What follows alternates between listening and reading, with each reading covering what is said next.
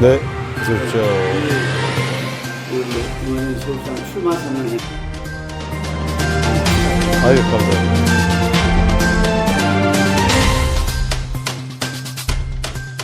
부동산 문제가 가장 심각한 건 서울이잖아요. 네.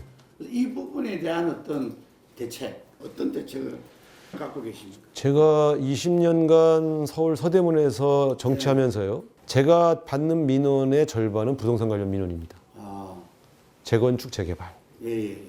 그다음에 이제 이건 좀 큰 규모고요. 작은 규모로 보더라도 자기 집을 짓는데 이웃집과 송사가 붙었다는 문제, 작은 문제는 여기까지. 아니면 우리 집 앞에 보도블록 좀 깔아주세요. 길 좀 내주세요. 우리 집값 좀 오르게 우리 횡단보도를 우리 쪽으로 좀 옮겨주세요. 다 사실은 부동산 가격과 관련되어 있는 민원이 굉장히 많습니다. 예. 제가 내린 결론은 공공주택의 대량 보급 정책이 아니고서는 예. 서울시의 부동산 정책을 근본적으로 해결하기 어렵다. 그동안 20년간 정권을 달리하면서 부동산 정책 계속 발표해 왔습니다. 모든 정부가 부동산 가격을 안정시키고 싶어 합니다. 예. 그런데 사실은 다 성공하지 못한 근본적인 이유 중에 하나는 공공주택이 너무 부족해요. 해외 사례를 보면요. 싱가포르는 도시국가 아닙니까? 거기는 공공주택이 75%입니다.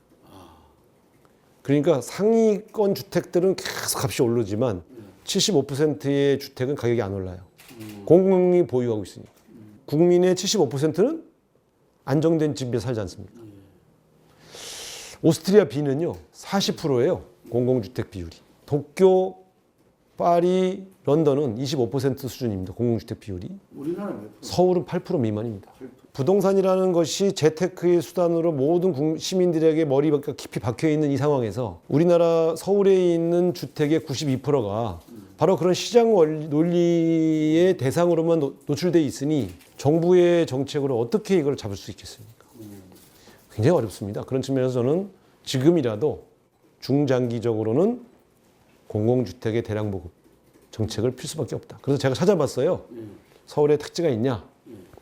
민간주택을 사가지고 건물을 지어서 공공주택으로 하면 이게 단가가 안 맞아요. 땅값이 너무 비싸.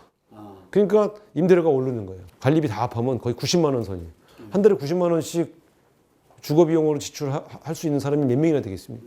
외국의 사례를 보니까 프랑스 파리 철로 위를 씌웠고 베를린은 고속도로 위를 씌웠어요. 파리는 3만, 5만 이런 식으로 공급을 했어요. 철도 위를 씌워가지고.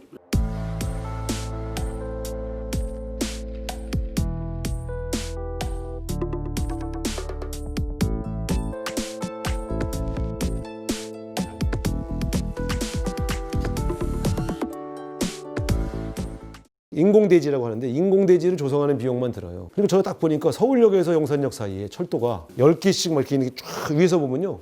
넓어요. 그러면 파리가 거기서 3만 명짜리 도시를 만들었단 말이죠. 강변북로, 올림픽대로, 한강변 아닙니까? 한강변을 씌워서 인공대지를 만들어서 그걸 공공주택으로 공급하면요. 그러면 제가 볼 때 약 한 4억에서 4억 5천이면 자기 집이 돼요. 그게 바로 토지임대부 환매조건부라는 제도인데 중간에 나갈 땐 공공이 다시 내고 다른 데가 20억, 30억 가도 그건 그냥 4억에서 5억. 예. 그렇게 유지할 수 있지 않습니까? 대량으로 공급을 해야 됩니다. 어쨌든 해법이 있네요. 있습니다. 이 도시와의 경쟁 점점 치열해지고 있잖아요. 네네네. 서울의 비전은 지금 어떻게 그리고 있습니까? 불평등과 격차를 해소해야 되겠다. 그게 저의 철학입니다. 예. 그래서 거기서 여러 가지 정책들이 나오고 있는 거고요. 또 한 가지는 도시의 경쟁력 높여야 되겠다. 금융, 관광, 레저, 문화산업을 서울의 특산품으로 만들어야 되겠다. 그래서 제 모델이 뉴욕인데요. 뉴욕은 금융과 문화의 도시 아닙니까? 월스트리트하고 브로드웨이로 상징되는 홍콩에 있는 세계적인 금융기관의 아시아 본사가 지사죠. 아시아 본사가 지금 이전을 계획하고 있습니다. 홍콩 사태 때문에 불안하니까 싱가포르하고 서울 둘 중에 하나로 이전한다는 계획을 갖고 검토하고 있어요.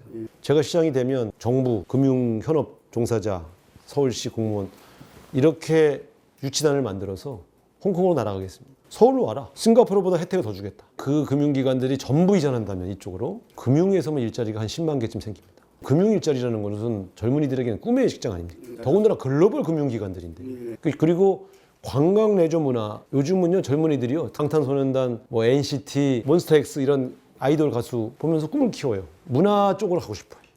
관광 레저 문화 산업이라고 하는 소위 3차 산업, 서비스 산업에서 과감한 투자를 통해서요 아시아의 가장 중심적인 문화 도시를 만들 수 있는 거예요. 아니 한류가 있는데 왜 못 만듭니까? 북경, 도쿄, 홍콩 어느 나라가 문화적으로 문화 산업에서 우리를 이길 수 있습니까? 근데 왜 서울시는 투자를 하지 않습니까? 저는 여기에 그냥 바로 여기 많은 돈이 들지 않아요. 그래서 저는 서울의 경쟁력을 금융, 관광, 레저, 문화 산업에서 찾겠다. 여기서 일자리를 만들고 활력 있고 재미있는 도시를 만들겠다. 지금 국회라든지 이런 부분까지 다 세종시로 이전하자. 저는 대찬성입니다. 비우면 채울 수가 있어요.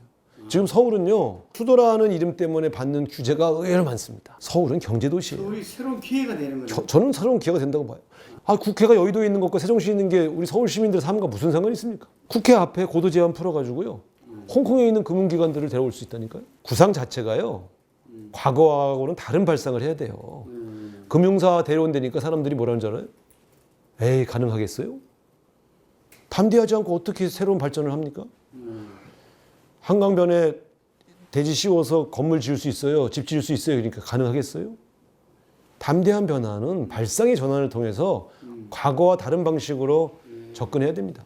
좀 양강구도로 갔다가 예측하는 경우가 많아요. 네. 의원님과 박영선 장관 이렇게 그렇게 될 겁니다. 예 네. 그렇게 되리라고 보는데 네. 이 필승 전략이 계십니다. 아무래도 제가 갖고 있는 장점이라 그러면 위기 시의 해결사 구상호한테 뭘 맡겨놓으면 꼭 일이 되더라. 지금 서울시가 위기 아닙니까? 이런 능력들을 높이 사죠. 두 번째는 이제 소통 능력. 온갖 갈등, 뭐 광화문 광장부터 뭐 갈등이 많지 않습니까? 언론과 시민과 상대방과의 소통 능력이 뛰어나다고 생각하고요. 위기에서 강한 리더십과 소통 능력을 겸비한 그런 사람이 지금 서울시장이 돼야 한 시대다. 그런데 인지도 부분, 이 부분을 좀 어떻게 극복해 나가셨어요? 비대면 선거 아니겠어요? 예. 이 비대면 선거에서는 결국 온라인에서 주로 그쪽을 집중해서 지금 동영상도 여러 개 만들었고요. 최근에 저와 동지관계인 박래군 동지하고 찍은 이제 두 남자라는 영상물을 올렸는데 많은 분들이 눈물을 흘리면서 봤다. 나는 진짜 시커멓고 막 저 농사꾼 이제 아들이라게 탁 티가 나고 막 이렇게 돼 있는데 그랬던 사람인데 이제 만나고 그래. 근데 이제 나중에 보니까 얘가 이제 그 이 곱상한 외모와는 다르게 아주 그 집안의 형편도 되게 어렵고. 그렇게 살아온 줄 몰랐다. 그 댓글이 대부분 몰랐다예요. 이런 사람인 줄 몰랐다. 그러니까 이제 그런 식으로 제가 갖고 있는 어떤 인생 역정과 정치 활동 또 제가 갖고 있는 비전을 계속 설파하다 보면 낮은 인지도는 극복될 것이다. 담대한 변화, 새로운 서울을 기대하겠습니다. 감사합니다. 김종인 대표의 국민의힘 변화 프로젝트는 실패했다. 제2의 광주가 온다.